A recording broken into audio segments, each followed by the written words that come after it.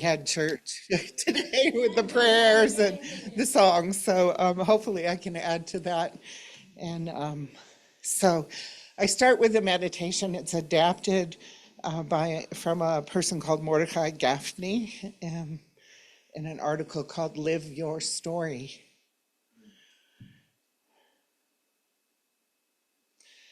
Your life story is part of what I term your soul print. A soul print is made up of your dreams and your destiny, both lived and unlived, conscious and not yet conscious. It is made up of your past and all your yesterdays. It is also made up of your future, and that is which is yet to come. It is your successes and your failures. It is the paths and the people you have committed to and those whom you have not committed to. It is your fear, your fragility, your vulnerability, as well as your strengths and successes,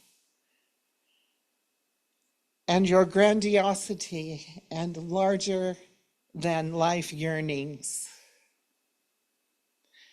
Your soul print is the song only you can sing, the poem only you can write, the way of being in the world which is you and you alone. To impress your soul print upon reality is the highest goal of spiritual living. Let us rest here together for a time of quiet and deep appreciation for the sacred journey of each one of us as we walk our unique path on Mother Earth today and every day. Let us see all of our experiences as being part of this soul print. May we hold our whole selves with great tenderness and compassion.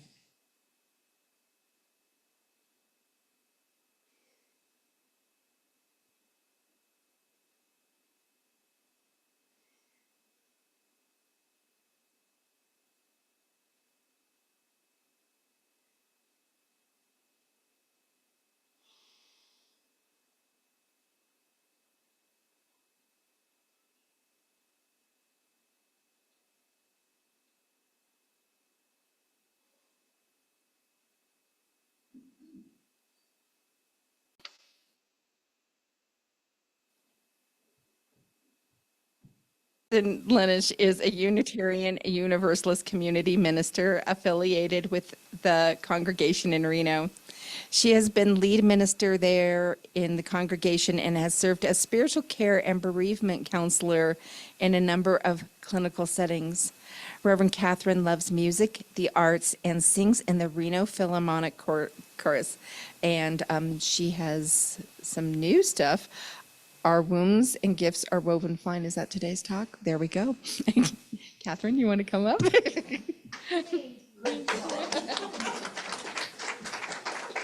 think that was so well done for just stepping in. Thank you. Thank you. And I just feel so happy to be here with you today. I've been having a lot more joy in my life than I ever used to, and it's so wonderful. Who knew, what was possible? I don't know how that happened, but it's about accepting and, loving self and giving a lot of things over. I had the lung crud for the last week, and I was grumpy and angry. And early in the week when I was sick, I was like, wow, this is messing with me. But gratefully that cleared on Thursday. And I was like, yes, back to this other place that I like so much. So driving up here was great, and it's a treasure to be with you again. I'm grateful that you continue to invite me to come back, and it's a gift for me to be with you. So our wounds and gifts are woven fine. As much as there is an impulse to categorize the events of our lives as being either positive or negative, it has been my experience that all of our life experiences are inextricably bound together. That which is our greatest gift may be related to our downfall. That which is a difficult trial may lead to a creative solution to overcome it. Now, some experiences may feel better than others, but if one holds on to the belief that there is something profound unfolding through it all, it can lead to new revelations about life. Once, many years ago, when I was a young woman, I went to see a counselor, and it seemed as if he could see right through me. He was astute at interpreting the events of my life, and he said to me that he knew I wished that I had not had some of the challenging experiences I had in my past. And then he said, you cannot separate your blessings from your challenges. They come together. So this idea of our wounds and gifts being inextricably bound as something important unfolds through each one of us in a lifetime is continually compelling to me. There is some liberation in this. I think it really pulls you out of any idea of victimhood, truly, at least it has for me. There's some liberation in this, acceptance and self-love. There is some core of who I am that my strengths and vulnerabilities revolve around. For me, these are a few sort of examples. I'm one of 5 children, and my brother may be listening in today. I needed so deeply to be heard in the context of a lot of voices in the household that I developed a career of listening as a counselor. I'm like, I need this so bad, I'll do it for other people, you know. I'll cultivate that art. And I especially like to be with people who are good listeners and good talkers. There was a legacy of suicide in my family prior to my birth that I came in and inherited, and also some numerous deaths and along the way here that have compelled me to work with grief, have compelled me to learn about it and find out how people do this thing, you know, which we've been doing forever and ever, but how to do it in the most healthy way possible. I embrace for me the archetype of the wounded healer, the one who has had events in life that have occurred, as we all have, and I use them to understand others and serve humanity through the challenges that I've had. So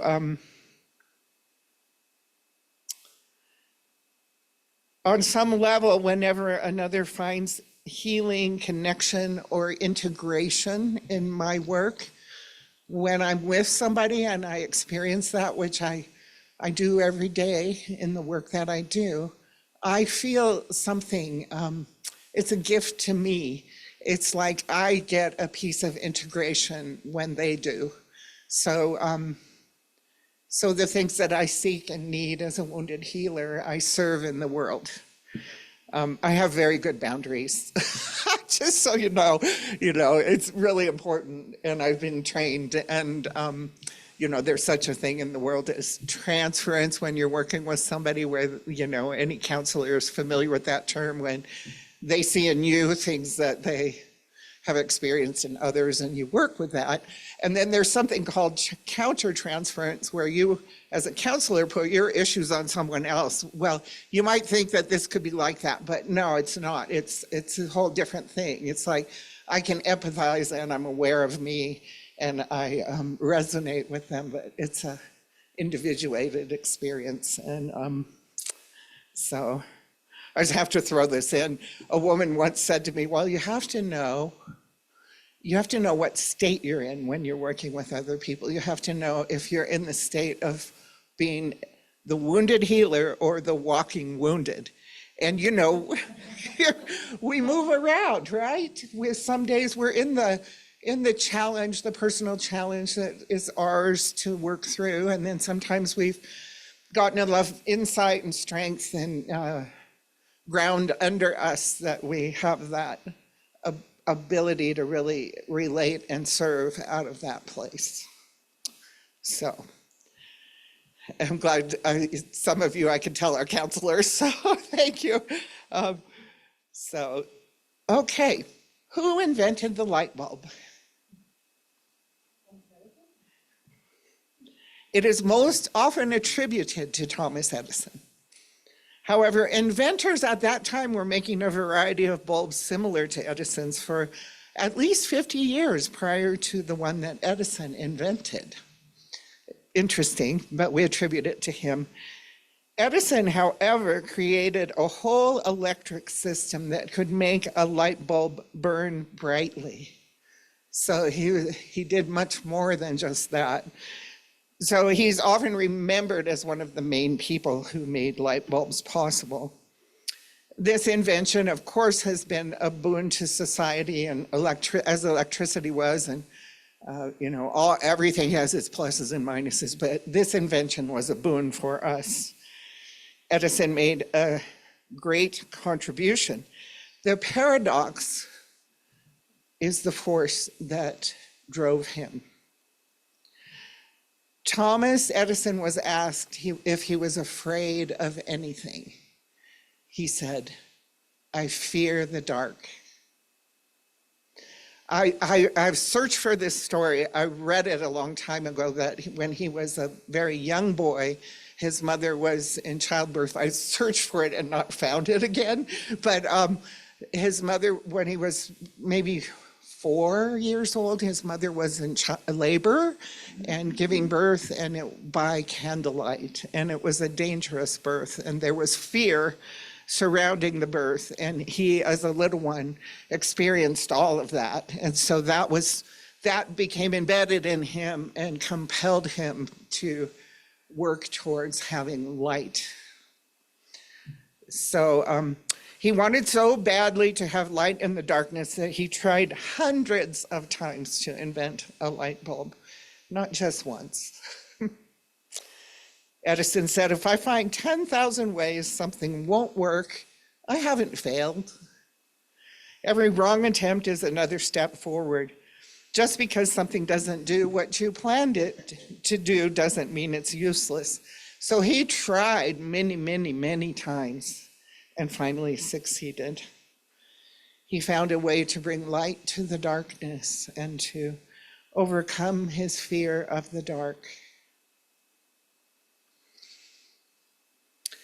Here is another story of how a person's great gift was interwoven with her wound. It has a different twist than the last story. It's about Marie Curie, Polish and naturalized French physicist and chemist.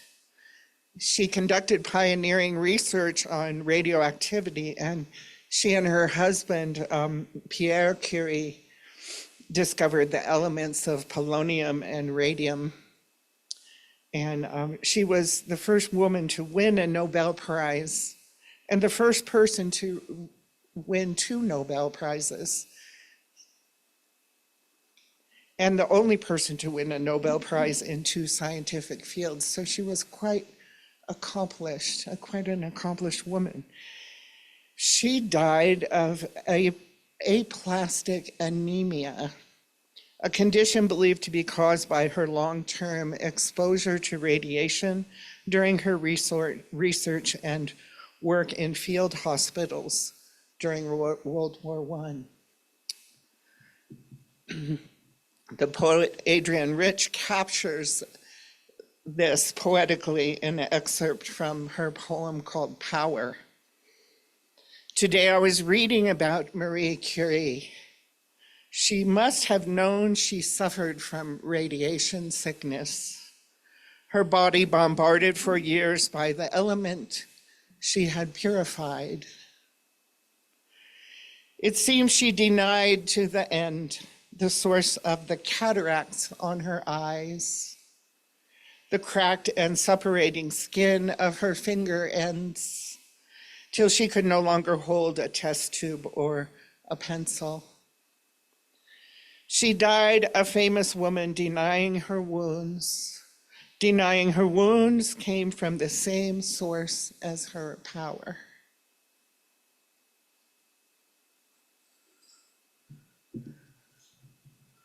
We like to always have positive stories, but life is not. Life is complicated and intricate and interwoven in so many ways. And it's our perspective on it that, that matters. So here's another story about my dad. And I talked about my dad last time I was here. And this is a story that happened, and that was a death story. And this happened before his death. He was a landscape architect. He and his partner, Morgan Evans, worked on Disney World. Their specialty was amusement parks, and they created these environments. And my dad, in this tract home in Culver City, California, planted these trees when I was born, around the time I was born, and I'm 69 now. So those trees grew and grew and grew. You could fly into LA and see the house, Whoop, there's the trees. Oh, that's our house. So he loved trees. And in fact, our last name, Linish, is the early translation is white ash. So I'm actually named after a tree, as he was. So he hated to see trees be pruned, and he hated to see them be pruned poorly, especially. He would go crazy. As a kid, he'd be in the car and he'd be like, "Rrr." So that was a big deal. And he really was resistant to having the trees at our house pruned. And he and my mom settled into an agreement that she would make the appointment and he would let the pruners come. And so one day they're there, and in the midst of pruning the Rauwolfia tree, he had a massive cerebral hemorrhage, and that a couple days later died. So it's an interesting holographic story. It's like, it's hard to know where the charge came from and why in terms of his death and his discomfort earlier about pruning. It's just, you know what I mean, like back and forth in time. It's a little tough to earmark the cause and effect. So 1 year later, on the anniversary of his death, the family was going to gather for dinner. And at the same time, on the same day, the same hour as when he had his cerebral hemorrhage, a big branch broke off from the Rauwolfia tree and came down through the garden and tore a hole in the canopy of the garden. And I know it was phenomenal. The synchronicity, to be sure, that was, one of those things. And my sister, who had gotten big flowers, cut up parts of those branches and made a giant bouquet. And anyway, my mom was at home at the house alone. I said, "How did that make you feel, Mom?" She said, "Like there's some order in the universe."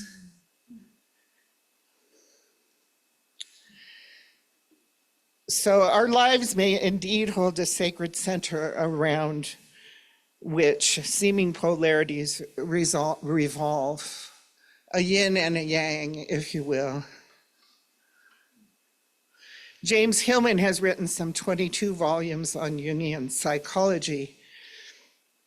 Hillman says that many of us have taken a path of viewing ourselves as being victims of the past, of our histories, of our life experiences, seeing our present state of being as a result of the past. But he encourages us to take a different view, to lift ourselves out of a cause and effect type of psychologizing into a larger sense of our lives being guided by myth, purpose, and beauty. Hillman says that developmental psychology, genetic theory, nature and nurture debates, all of these omit something much larger which is compelling in the development of a human. He encourages us to think of some great purpose that we're here to serve, that draws us forward into life.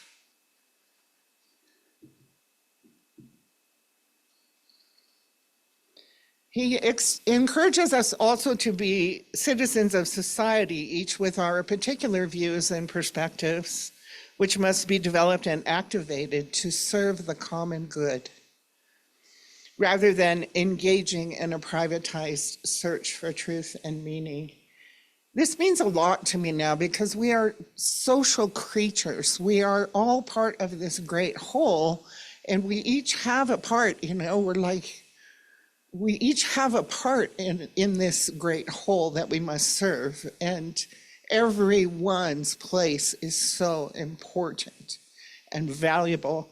And what is it, What is it I'm here to serve today with you? And one way, he poses questions like, what do people find you useful for? Why do they like to be around you? What gifts do you offer that are gratefully received? What are you here to serve? With a sense of personal call, there's a knowledge that there's a reason I am alive. There are things I must attend to beyond the daily round that give the daily round its reason. I have a purpose which I am answerable to, which I am filling out in my biography. Hillman suggests that we tell a story about our biography through large lenses of beauty, mystery, and myth. It's not so much based on a step-by-step progression through life, but it's timeless, read backwards in our life as well as forward. The theologian Frederick Buechner says it like this: it's the place God calls you to is the place where your deep gladness meets the world's deep hunger.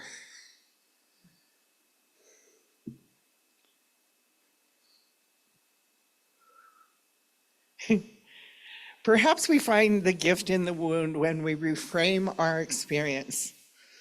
Michael Blumenthal writes, say you invented a new story of your life. It's not a story of your defeat or your impotence or powerlessness before the great forces of life and wind and accident, but it's a story that requires of you a large thrust into the difficult life and a sense of plenitude that is all your own. Sometimes in the midst of hardship, all we can really honestly do is cope and make our way through what we must. And that is necessary for a time. But in time, we may find that there is surprisingly a gift in the challenge, a deeper pool of strength or understanding or purpose may be discovered. So here are some more little vignettes of lives that have complexities that are unified in this sense of purpose. Alexander Bell, so concerned that the human voice be heard around the world, had a deaf mother and a deaf wife. Thomas Edison, as mentioned, when asked if he had any fears, said he feared the dark.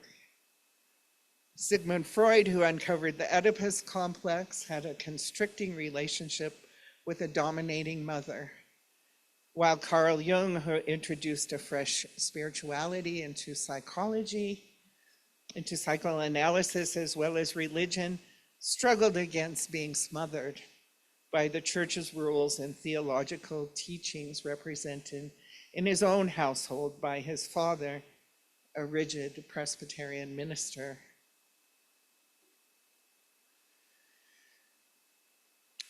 They say that children, when they're playing, are working out working out their life issues through their play. And we can see that and we can hear that when we observe them.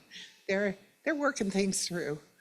And Elizabeth O'Connor, this lovely woman writer, says that when we're adults, maybe we're engaging in life in the same way. Maybe the vocation and our calling really is our adult kind of play in the world. And I really love that idea that we're still kind of working through things and trying to figure it out as we find our place where we're serving.